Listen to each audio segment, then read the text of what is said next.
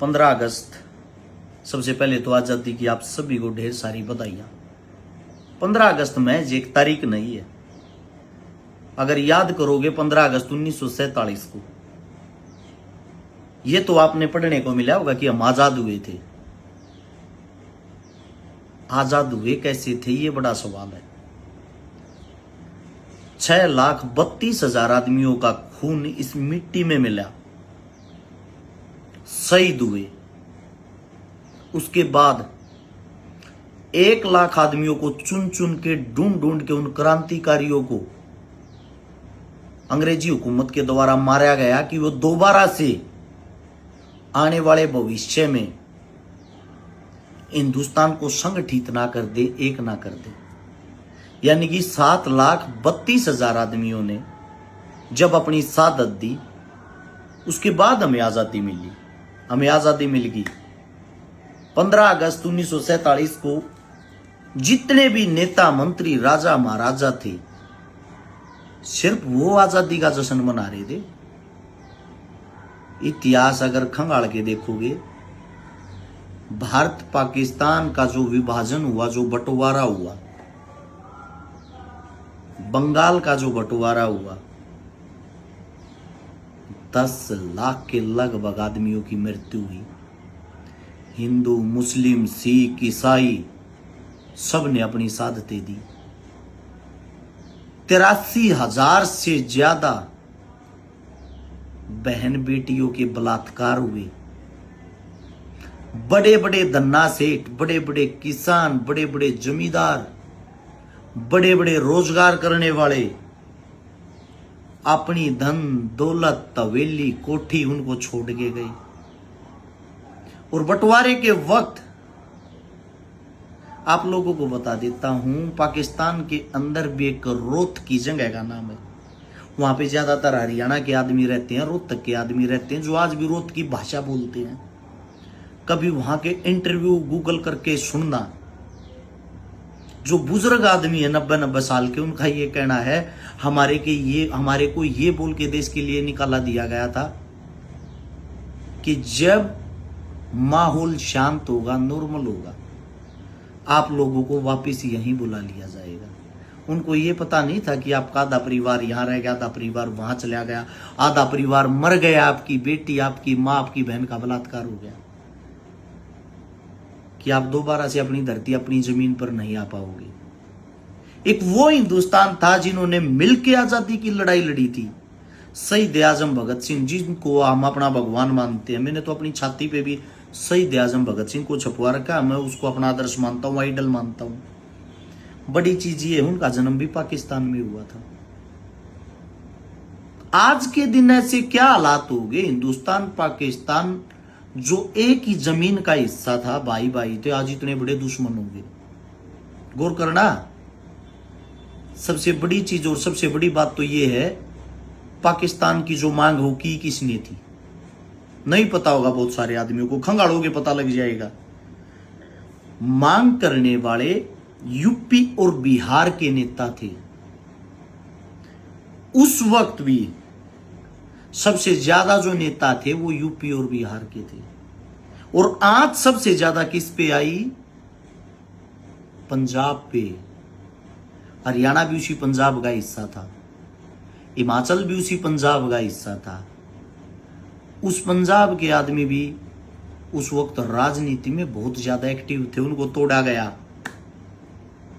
वे कमाऊ पूत थे, मेहनती थे, उनको तोड़ा गया।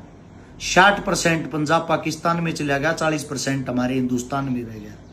उस 40% पंजाब को भी तोड़ के 3 हिस्सों में बांट दिया, हिमाचल, हरियाणा और पंजाब। हमारी शक्ति को खंडित कर दिया गया।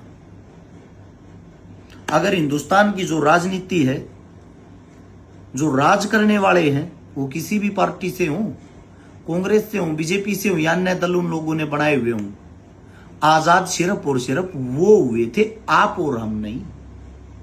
आप और हम आज भी गुलाम हैं। आप और हम आज भी हिंदू मुसलमान के नाम पे मरते हैं, लड़ते हैं। वास्तविकता यह है, इस देश की मिट्टी को जब उठाओगे, उसकी जो सुगंध है, खुशबू, उसके अंदर हर कौम का रक्त मिला हुआ है आपको आजादी दिलवाने में। तो आप 15 अगस्त जो 1947 मना रहे हो, आजाद तो हो गए हो। अपने बच्चों को थोड़ा बहुत सिखाओ, अपने बच्चों को थोड़ा बहुत बताओ आजादी हमें मिली किस चीज से है। गोरे लोग देश के ऊपर राज करते थे, काले लोगों ने उस राज को संभाल लिया। क्या भ्रष्टाचार से आजादी मिली है? क्या हिंदू मुस्लिम ये लड़ाना बढ़ाना इनसे आजादी मिली है? क्या देश का सबसे बड़ा अन्नदाता आजाद हुआ है? क्या देश के अंदर महंगाई, बेरोजगारी, भूखमरी, इन चीजों से आजादी मिली है? आज भी वही सवाल है, उस वक्त भी वही सवाल थे। अन्नदाता उस वक्त भी गुलाम नहीं था, अपनी लड़ाई लड़ता था। अंग्रेज अधिकारी जब लगान लगाते थे, कर लगाते थे, अन्नदाता ही था जो मना कर देता था नहीं देंगे। आज भी अन्नदाता ही है जो सरकार को मना करता है।